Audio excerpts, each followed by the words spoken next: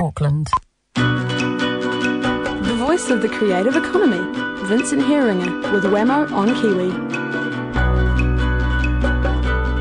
Yes, indeed, from idealog, Good Magazines, NZ Marketing and stoppress.co.nz. It is Vincent Heeringa with us this morning. Morning, Vincent. Good morning, Wammo. How are you? Very well, thank you very much. Very well indeed. A lot of positivity going around this week, I feel. I think it's, the spring thing is continuing.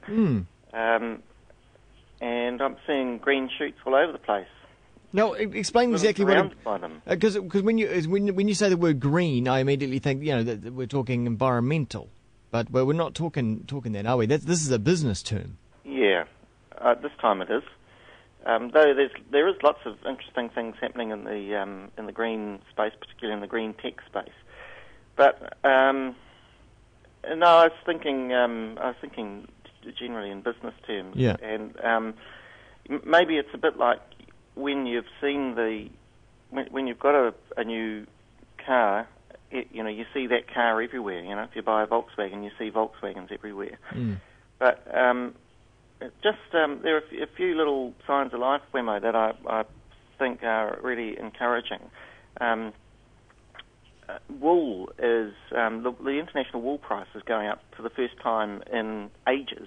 Wool has been in the dumps in New Zealand for a long time. Dairy prices are on a recovery. Advertising is up. Now, you talk to any media owner. I was talking to one of the salespeople just yesterday at TVNZ who was saying that they are now starting to run out of inventory, which is an amazing thing that hasn't happened for 15 months. And same with us in our little business. Things are starting to sell. We're actually, the phone is going hot. And then last night, I attended a thing at the Ice House, which is part of Auckland University. It's like a Dragon's Den. It's called "Can You Sell Your Idea in 60 Seconds?" Okay, the 60-second pitch, if you will. It is the 60-second pitch. They call it an elevator pitch, don't they? That kind of thing. Can you pitch your idea in the time it takes you to go, from one floor of a building to another in a lift? I'd find it very hard. I find it very hard to able to say something in a condensed period of time that incorporates everything that I want to say. What makes it especially hard, and it was, I was a judge, so I was able to sit there and criticise, which is, lots of fun, but I'd hate to actually have to do it for my own business. But you have to do three things in such a pitch. You have to convince people that there is a problem, convince them that you have a solution, and then convince them that they should invest in your solution. And that's quite hard in 60 seconds. But it was amazing by the end of it. We had 53 contestants, and they had lots of practice goes, and they had coaches to work with, many of whom are wealthy individuals, of the Dragon's Den type people, characters. And by the end, we got down to 24 finalists, and not one of them went over time. Actually, everyone came in under time. And they were very polished, and I must say my wallet with my 20 cents in it was certainly not feeling safe in my pocket. Yeah, is the trick to make the judges feel like they want to know more, like that they haven't actually got enough information in that 60 seconds? Yeah, it's a little bit like a tease. You need to reveal enough to get people excited, but not enough that you give the whole game away. And there was one one guy who I thought just did it incredibly well. He identified the opportunity of advertising on the back of aeroplane seats, because we don't have enough advertising in our life, and identified the problem. Identified a solution which was in the United States, where they have these special trays for the drop-down trays. On the back of these ones, they have advertisements. Oh, yeah. And at the very end, he said, "And I have the Australasian license for this particular technology. All I need now is to get the money to build and market them." So he kind of reveal just enough about the problem and the solution, and that he was the one with the, with the way to make it work. That's just what we need, though. Advertising in the planes. It's not that exciting. It's not that exciting. But, he'll probably make a lot of money. Yeah. But there were some very exciting. There was the trade me of Morocco was there. That was pretty interesting. Tell us about that. What's that? Well, it's some Kiwi guys who are doing a kind of a trade me, but focused on emerging markets. So, if you think about markets such as Morocco, where there are 6 million people online and have a long trading culture, but it's a part of the world that's ignored by America. So why not go there and set up a trade meet? Okay. And they're looking at not just Morocco, but sort of the whole of North Africa, Algeria, Morocco, Tunisia, where people are online, they're wealthy, but they don't necessarily have the technology. Right, cool. What else did you hear about?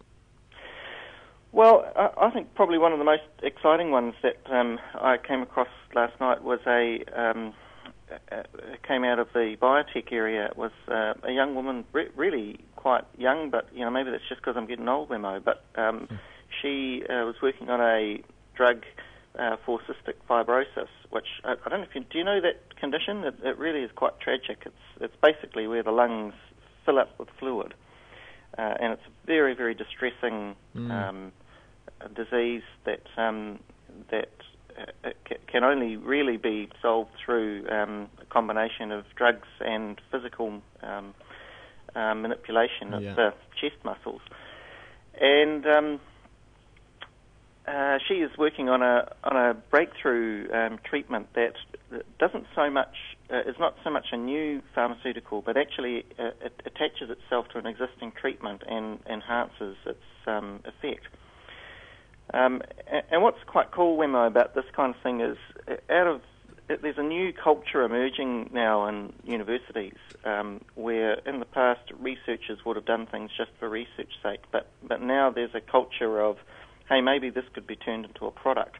And most universities have a commercialisation arm, and that's where this woman was coming from. So, it's kind of exciting to see these kind of innovative solutions, and even just the whole framework of presenting a business, a kind of Dragon's Den framework for young university students. It's very inspiring. Particularly in that in the area of medicine as well. We don't often hear of cures or preventions invented in New Zealand.